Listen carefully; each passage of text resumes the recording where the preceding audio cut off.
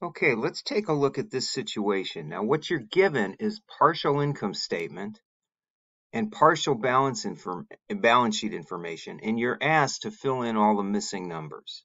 Okay, now in addition, they're giving you this information here. So they told you that total asset turnover is 1.6, gross profit margin on sales is 25%, total liabilities to assets, that ratio is 50%, the quick ratio is 1. Days sale outstanding based on the 365-day year is 36.5, and the inventory turnover ratio is 3.75. Now, the other values were already provided in the information you see here. I just put it down there because I'm going to use Excel and I need to reference those cells. Okay, so with this information, you can fill in all those missing blanks. It's really just an exercise in understanding the relationships, understanding the formulas, and a little bit of algebra. Okay, so now here's the formulas. Let me slide this over. And I just listed what these formulas are so you have a reference, like total asset turnover, sales over total assets. Okay, so now that you have that, what I did is I said, well, let's figure out how do we solve this and in what order. So let me remove this one. And I said that you can start either with total asset turnover, or you could start with something else. So let me just go through the A's first. All right, so if we go through the A's, we know that total asset turnover is 1.6. They give us total assets.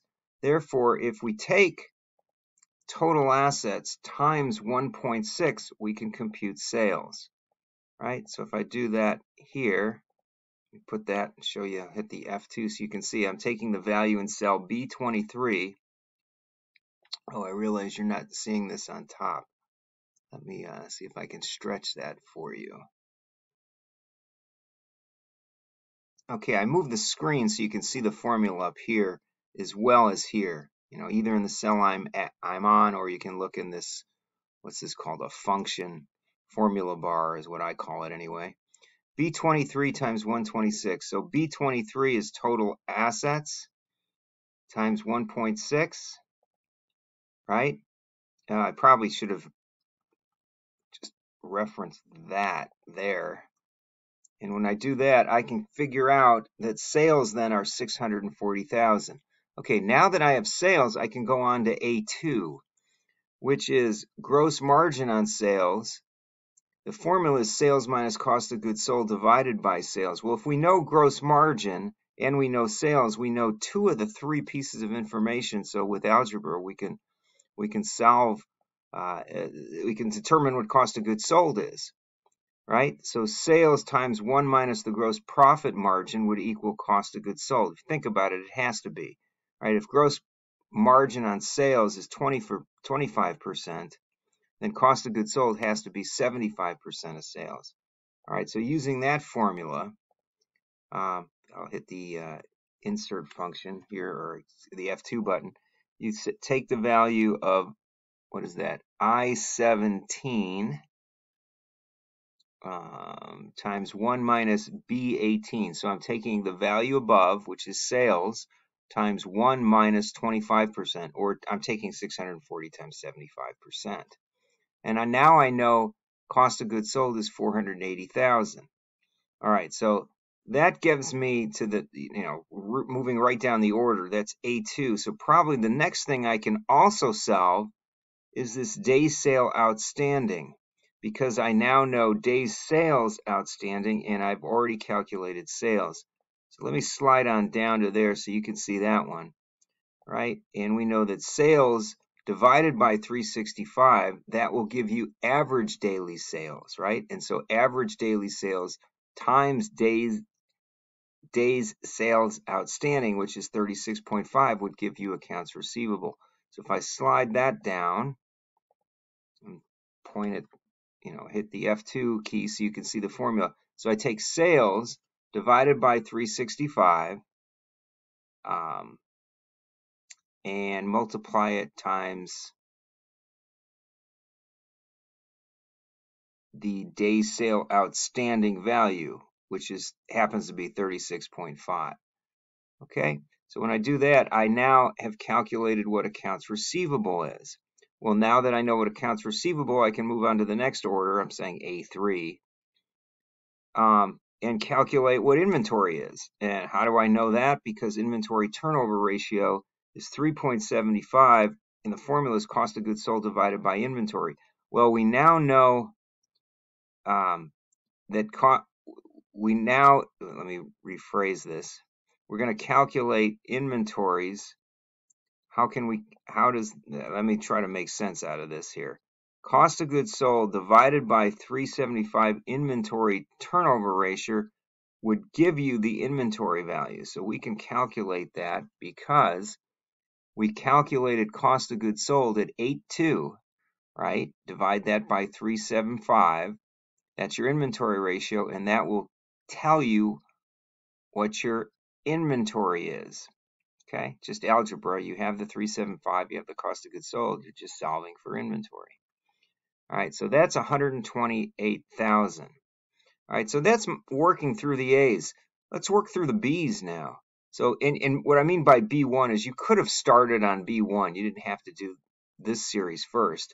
You could do this one as well, because at B1, you know that total assets are 400,000, and you know that total liabilities plus equity equal total assets. So they gave you 400,000, and you know that you could just plug that in. That's 400,000. That's like real straightforward. Just make it equal. I think I even just typed it in, but I guess really to be consistent, total assets would equal total liabilities and equity. Okay, so you could have started there. And then you'd move up to B2, where they told you that total liabilities to assets, that ratio is 50%. So total assets times 50% would get you total liabilities. That's 200,000.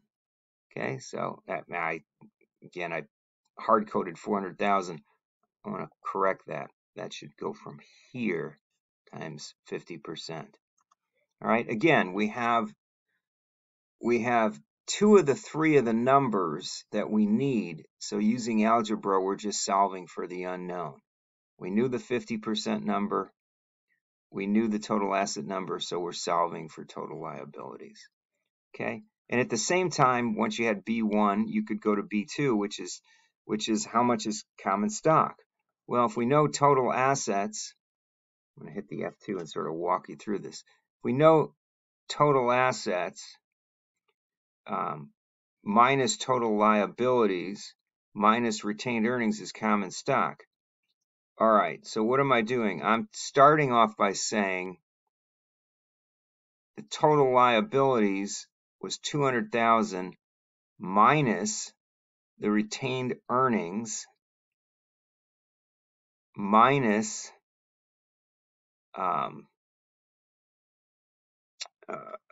let me say this a little bit easier here. Let's hit the F2.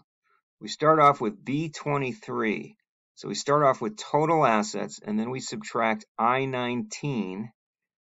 That means we're subtracting total liabilities. So then what that means is we're left with just what's shareholders' equity.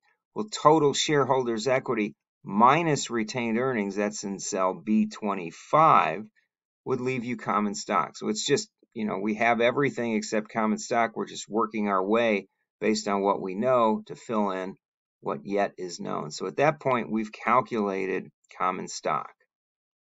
Okay. Next, we could go on and do B3. B3 will give us current liabilities. And in this case, the only current liability we have is accounts payable. So current liabilities and accounts payable are one and the same.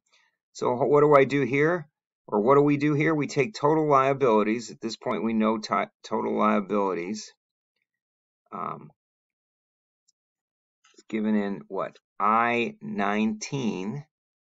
And we subtract out the long-term debt, which was the 50,000 up, and I hard-coded that. I really should just point it to here. No. Okay, minus the 50,000. And then that will give you the only liabilities left, right? We only have long-term debt and accounts payable. So we calculate that as $150,000. All right. So then what you can do is calculate using the quick ratio. You can figure out that the quick ratio is equal to current assets minus inventory.